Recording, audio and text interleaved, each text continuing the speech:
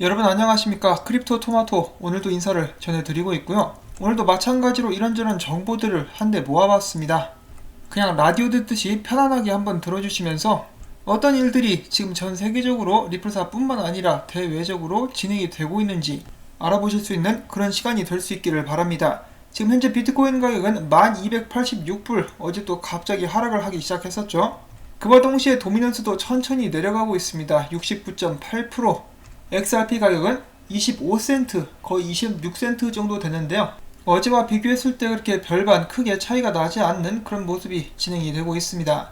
자, 첫 번째로 짧게 이 차트 보는 사람들의 의견 또 잠깐 보고 가도록 하겠습니다.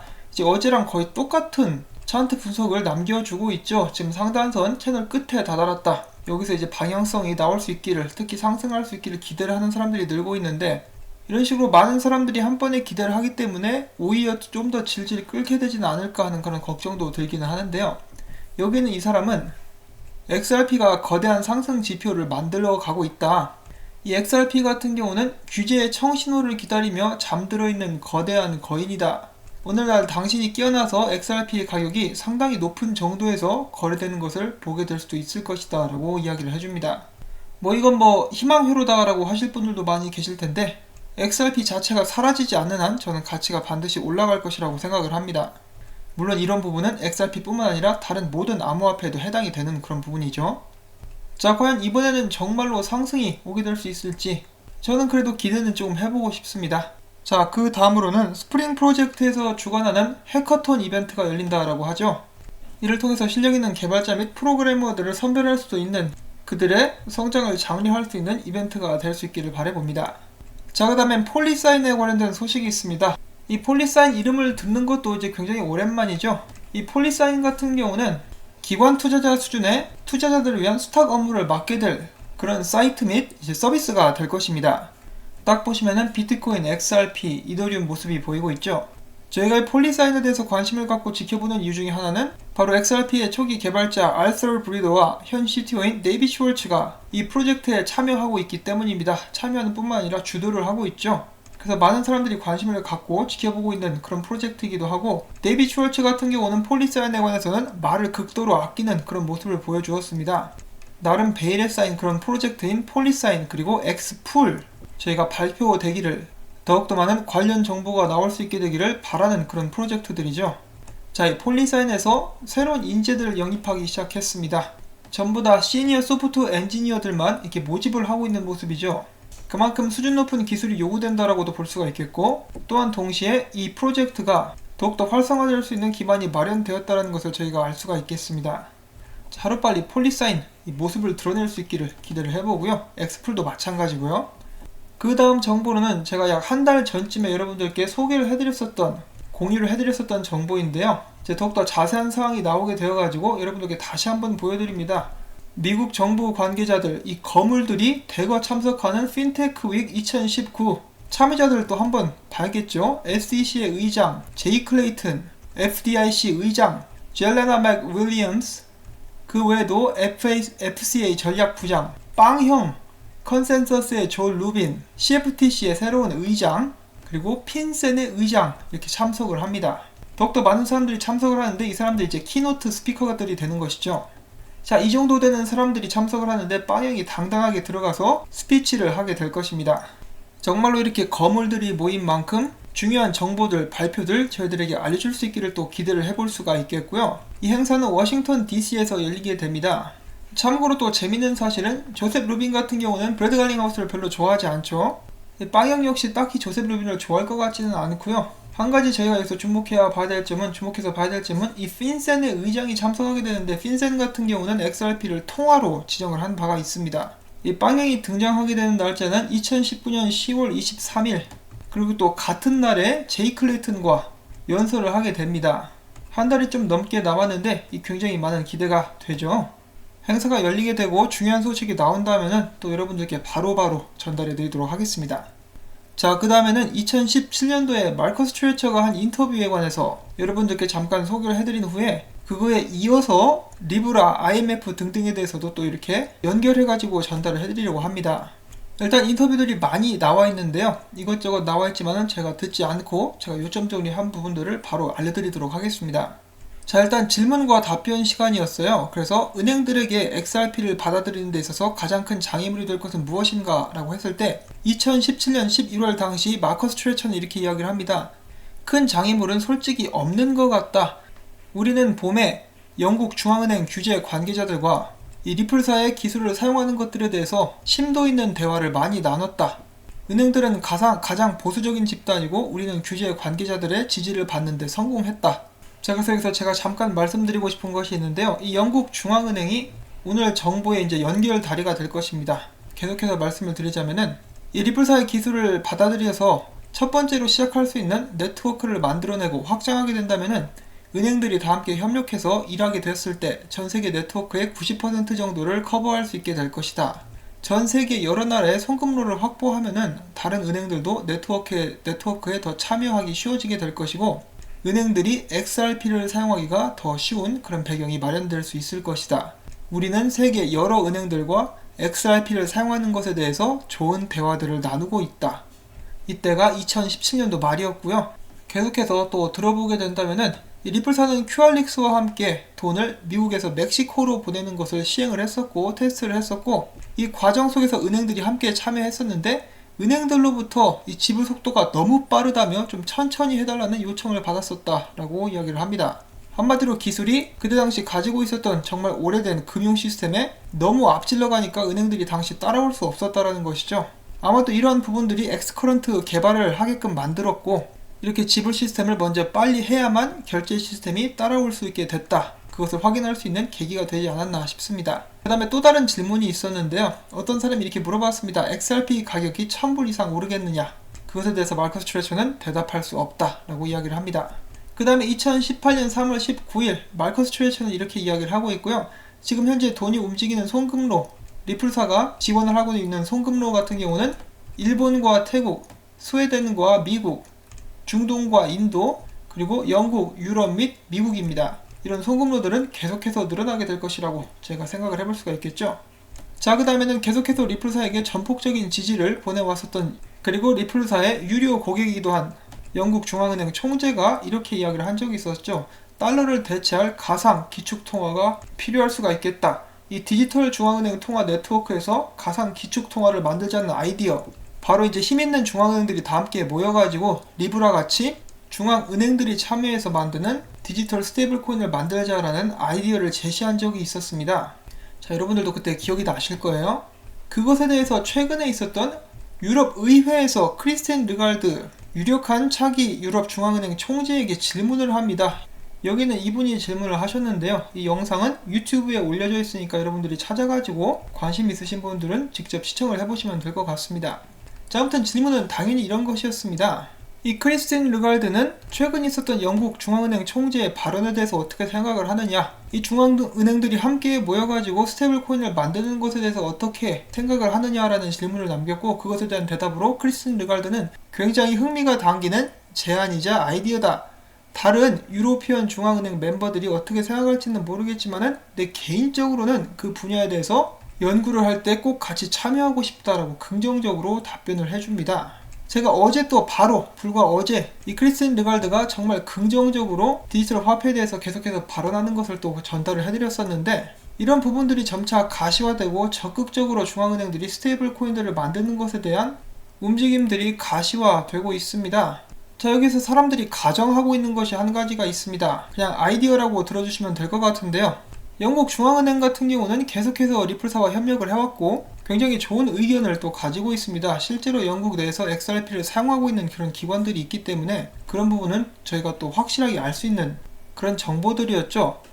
이 많은 중앙은행들이 블록체인 기술을 스스로 개발하기보다는 기존에 있는 블록체인 기술을 가져다 쓰는 것이 더 낫다라고 생각하고 있다는 것도 저희가 어느 정도 예상을 해볼 수가 있는 그런 부분입니다. 대표적인 예로 R3, 이더리움 기술도 많이 사용이 되고 있는데 이 유럽 쪽에서 생각하는 이 디지털 화폐, 스테이블 코인 같은 경우에 XRP 레저상에서 발행이 될 수도 있다라고 어떤 사람들은 생각을 하고 있습니다.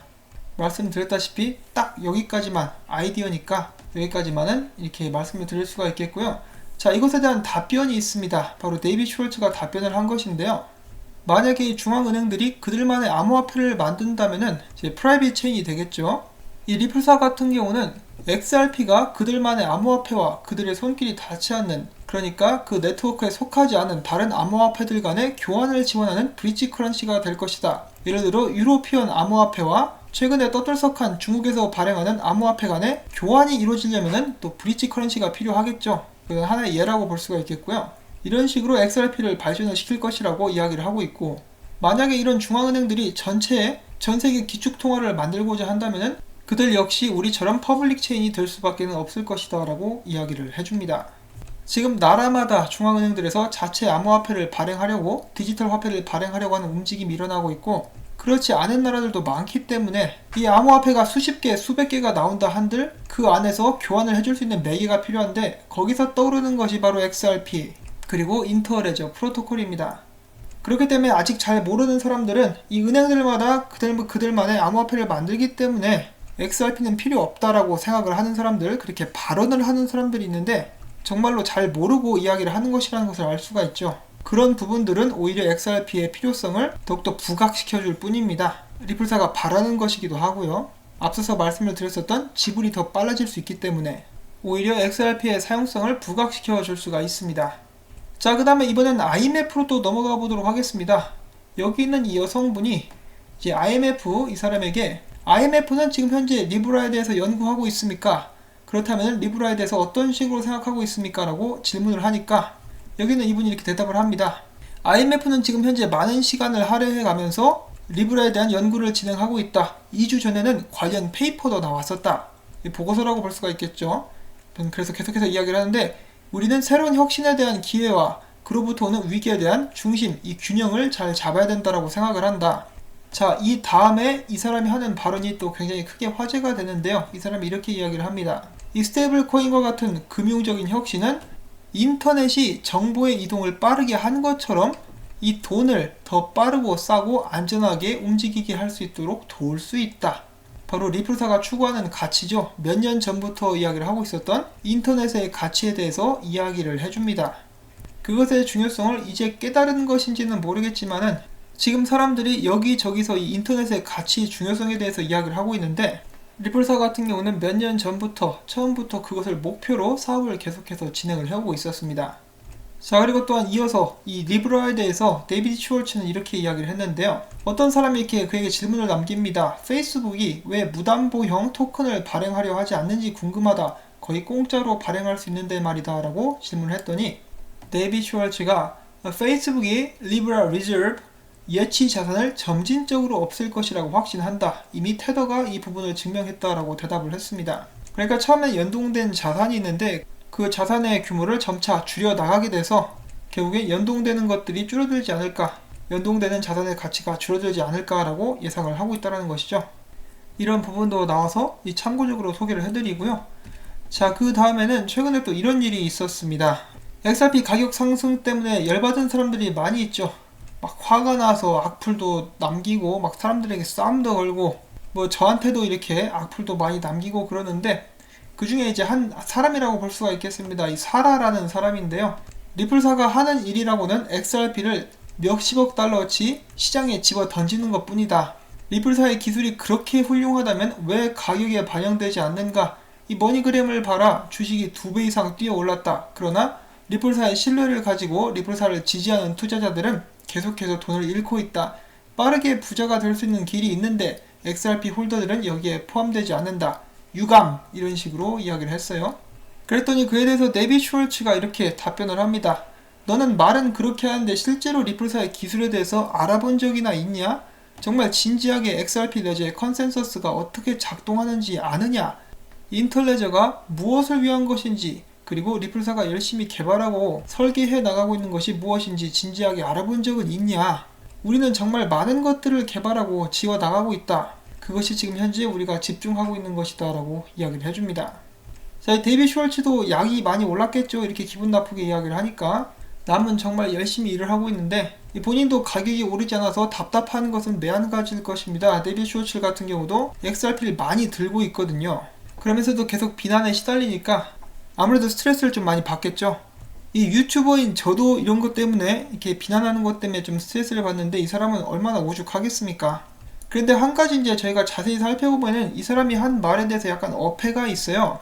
머니그램의 가격이 상승한 것은 바로 리플사와 파트너십을 맺었기 때문입니다. 그들이 XRP를 적극적으로 사용할 것이라는 소문이 나면서 그들의 주식이 뛰어올랐죠. 그것은 무엇을 의미합니까? 바로 이 XRP 기술에 리플사의 기술에 가치가 있다라는 것을 의미를 해주는 것이죠. 그것을 증거하는 것인데 그런 부분을 일단 전혀 고려를 하지 않고 있는, 그러면서 XRP 가격이 오르지 않는 것에 대해서 강하게 비난하는 그런 모습들을 보여주고 있습니다. 근데 이 XRP 가격 안 오르는 것 때문에 화내는 것에 대해서는 저도 드릴 말씀이 없어요. 사람들은 각각의 주장을 가지고 의미를 부여하고 정확한 이유를 찾으려고 하지만은 그것에 대해서 100% 확신을 해서 이야기할 수 있는 사람은 없습니다. 다만 저는 이 규제 문제가 역시 가장 크게 걸리는 그런 부분이라고 생각을 하고 있고요. 저는 아직도 장기적인 전망으로 봤을 때 XRP 가격이 오를 것이라고 생각을 하고 있습니다. 제가 몇 달 전에 약속을 드린 적이 있었죠. 만약에 2021년 7월 11일까지 XRP 가격이 제대로 올라가지 않으면은 이 XRP 관련된 방송은 그만하겠다라고 말씀을 드린 적이 있습니다. 일단 그때까지 제 유튜브 채널이 살아남을 수 있을지는 확신할 수는 없겠습니다만은 그때까지 살아남을 수 있고 가격이 오르지 않으면은 정말로 이 리플사나 XRP 관련된 방송은 더 이상 만들지 않도록 하겠습니다. 자, 그 다음 영상이 좀 길어지고 있는데요. 이 마지막 소식이 또 한 가지가 있습니다. 잠깐 빨리 보도록 하시죠. 최근에 스위프트 대변인이 런던에서 진행된 브리핑에서 암호화폐 산업에 대해서 쓸모없다라고 비판을 했습니다. 이 대변인은 요요처럼 암호화폐 가격은 가치가 하락했다가 올라갔다가 한다. 쓸모없고 불안정하다. 단기 결제에 미치는 영향이 크지 않다라고 지적을 하면서 이제 또 강하게 비판을 했다라는 소식인데요. 이 미디어 같은 경우는 이런 부분을 해석을 했습니다. 스위프트는 하루에 약 3,200만 건의 금융 거래를 처리한다. 글로벌 금융 거래의 상당 부분에 대해 직접 승인하는 역할을 하고 있는데 만약 이 블록체인이 도입되게 된다면 그 기능의 대부분이 쓸모없어지게 된다. 스위프트의 암호화폐 반대는 당연하다. 노골적인 비난은 곧 그들이 두려움을 느끼기 시작했음을 의미한다라는 지적을 합니다. 자, 이 대변인이 얼마나 높은 위치에 있는 사람인지는 모르겠지만은 이 겁먹은 개가 짖는다라는 말이 있듯이 기존의 지불 시스템을 더욱더 완고히 하고 개발시키며 즉시 결제까지 가능하게 하게 되는 암호화폐에 대한 두려움을 여실하게 느끼고 있지는 않나 하는 생각이 듭니다. 이 대변인은 대변인답게 대변을 먹기를 바라고요. 저는 오늘 영상을 여기서 마무리를 짓도록 하겠습니다. 도움이 되셨거나 즐거우셨다면 구독과 좋아요 그리고 제가 계속해서 이 채널 유지할 수 있도록 광고 시청 전부터 광고가 마무리될 때까지 여러분들께 부탁을 전해드립니다. 한 분 한 분 도움이 모여서 제가 채널을 유지할 수 있는 힘이 됩니다. 그리고 언제나 시간이 나실 때마다 여러분들이 투자하고 있는 것이 무엇인지, 이 리플사나 XRP가 왜 필요하며 이 세계의 어떤 문제점을 실질적으로 해결할 수 있는지에 대해서 그들의 비전에 대해서 항상 알아보신다면 더욱더 의미 있는 투자가 되지 않을까 싶습니다. 그리고 항상 좋은 거 찾으시면 공유도 해주세요. 저도 같이 배우게요. 자, 그러면 저는 다음에 인사드리도록 하겠습니다. 안녕히 계십시오.